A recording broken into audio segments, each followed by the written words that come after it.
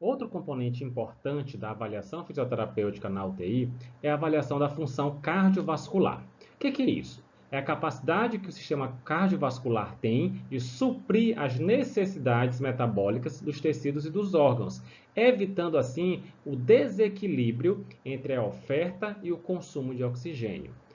Na vigência de um consumo de oxigênio muito maior do que a oferta, nós estamos aí diante de uma situação que potencialmente pode causar a anaerobiose, que tem risco de morte caso não seja revertida.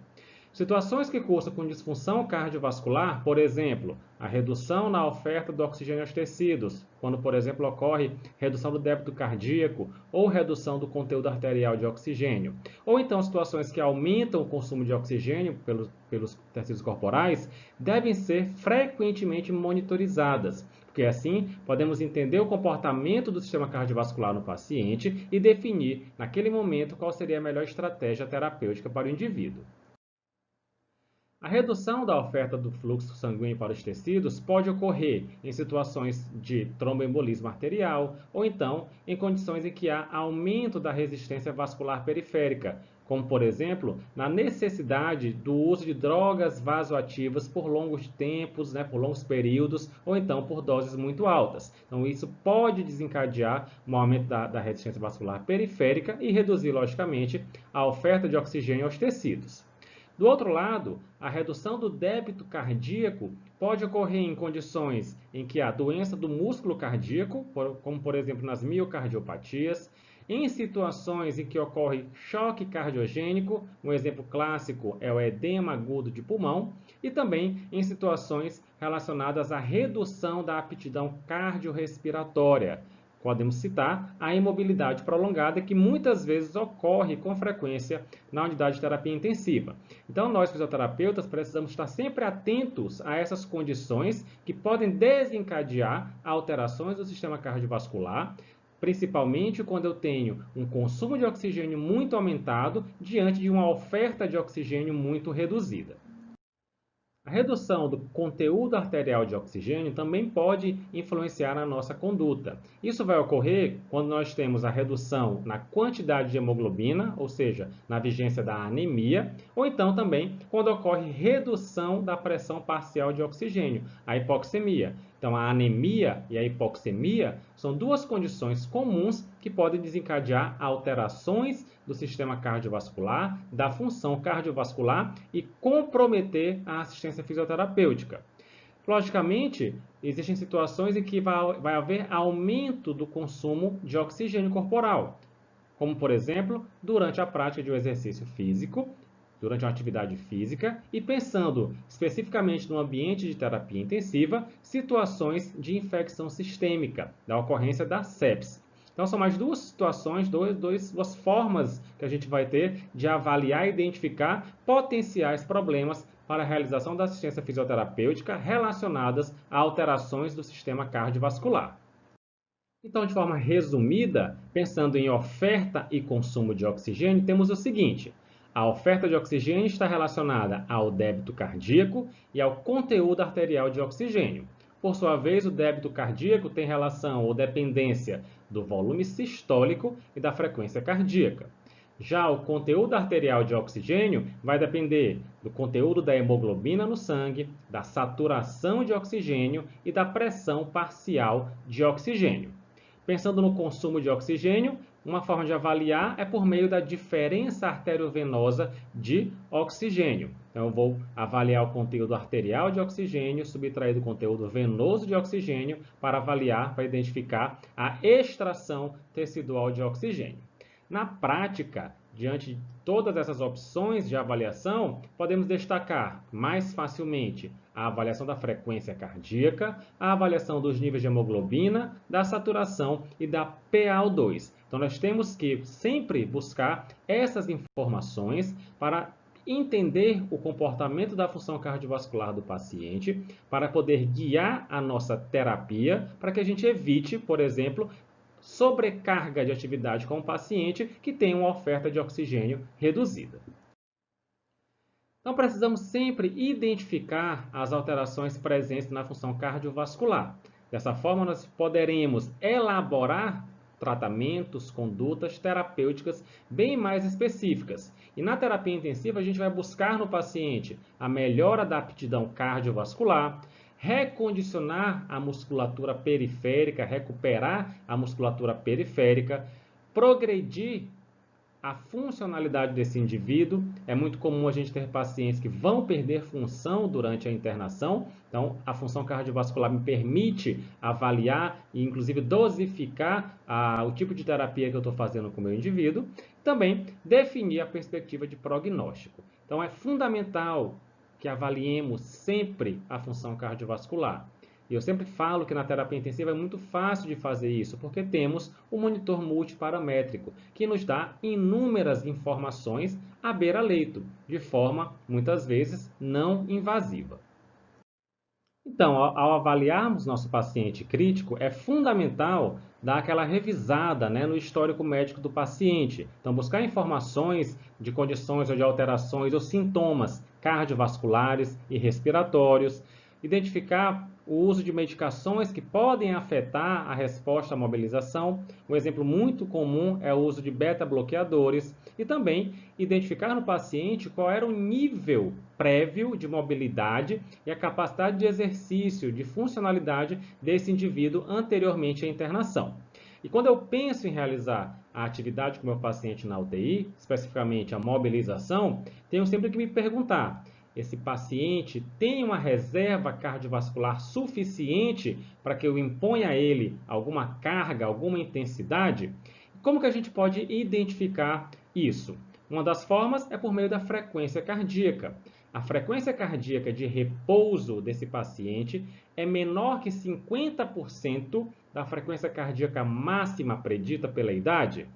Ou então, pela pressão arterial.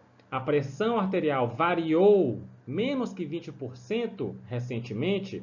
Então, se a variação da pressão for menos que 20%, ok, é positivo, mas se essa pressão variou mais que 20%, talvez não seja a hora de realizar a mobilização com esse paciente.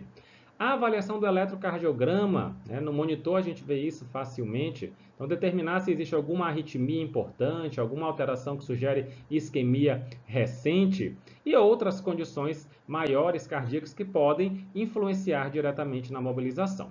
Então, se o paciente não tem reserva cardiovascular suficiente, não tem uma frequência cardíaca adequada, uma pressão arterial adequada, um eletrocardiograma adequado, nesse caso, talvez seja interessante suspender a terapia, né? Interromper não, nem começar a mobilização, discutir com a equipe se realmente é viável realizar naquele momento.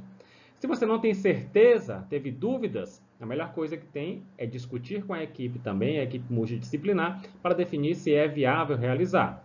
Se o paciente, você avaliou e identificou que a reserva cardiovascular dele é suficiente, bola para frente, inicia a terapia com esse paciente, inicia a mobilização e a realização de exercícios com ele. Por meio do monitor multiparamétrico, fica muito fácil avaliar a função cardiovascular do paciente e identificar se ele tem reserva cardiovascular para o exercício. Então, os valores normais, considerados como ideais da pressão arterial sistólica, vão variar de 90 a 140 milímetros de mercúrio. Lembrando que esse valor tem uma relação muito próxima com o débito cardíaco. Já a pressão arterial diastólica vai variar entre 60 e 90 milímetros de mercúrio. Já a pressão arterial diastólica vai ter relação com a resistência vascular periférica. Um outro dado importante relacionado à pressão arterial é a PAM, a pressão arterial média. Os monitores multiparamétricos costumam mostrar esse valor, que nada mais é um cálculo matemático com 2 vezes a pressão arterial diastólica somada à pressão arterial sistólica dividido por 3. Então, se o seu monitor não mostra esse valor, você pode utilizar essa equação e estimar qual o valor da pressão arterial média, que idealmente deve estar entre 60 e 100 milímetros de mercúrio. Já a frequência cardíaca varia entre 60 e 100 batimentos por minuto. Então, tendo isso em mente, esses valores em mente, avaliando a condição clínica do paciente, lembre-se, esses valores são valores para a maioria dos pacientes, mas tem vários fatores que vão interferir, que vão influenciar nisso daí. Então, não vamos ficar cegos, né, com os valores de normalidade. serve para a maioria, mas eu tenho que avaliar individualmente o meu paciente para saber se ele se enquadra nessas faixas de normalidade. Então, tendo isso em mente, eu consigo já determinar se é possível, se é viável iniciar a mobilização, iniciar a assistência fisioterapêutica a esse indivíduo. E é fundamental que a gente tenha em mente os critérios para que se interrompa a mobilização, que se interrompa o exercício com esse paciente. Pensando na frequência cardíaca, importante avaliar se houve alteração importante da frequência cardíaca, pelo menos de 20% abaixo da frequência cardíaca basal. Então, isso é um critério para interromper. A frequência cardíaca baixou mais que 20%. Se houve redução da frequência cardíaca para valores inferiores a 40 ou superiores a 130 batimentos por minuto. Se aconteceu uma arritmia durante a sua assistência, se houve necessidade de iniciar uma droga antiarrítmica, se houve alteração eletrocardiográfica sugestiva de infarto agudo do miocárdio. Então, são critérios que eu tenho que ter em mente para interromper a terapia. Isso pensando na frequência cardíaca. Quanto à pressão arterial, vamos lembrar que é importante interromper a mobilização caso a pressão arterial sistólica ultrapasse valores acima de 180 milímetros de mercúrio, ou então que haja redução da pressão diastólica ou da pressão sistólica em mais de 20%.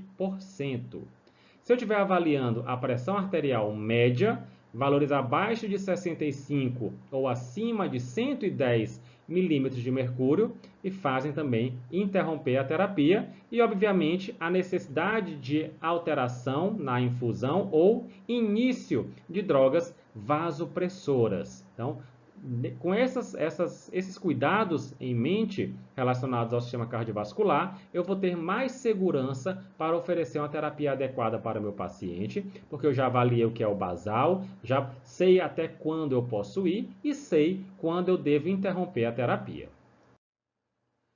Uma forma de avaliar a resposta cardiovascular do paciente ao exercício, talvez a forma mais simples de avaliar, é por meio do índice de percepção de esforço de Borg, da escala de Borg. Essa escala ela tem dois formatos, um que varia de 6 até 20 e um outro adaptado, modificado, que varia de 0 até 10.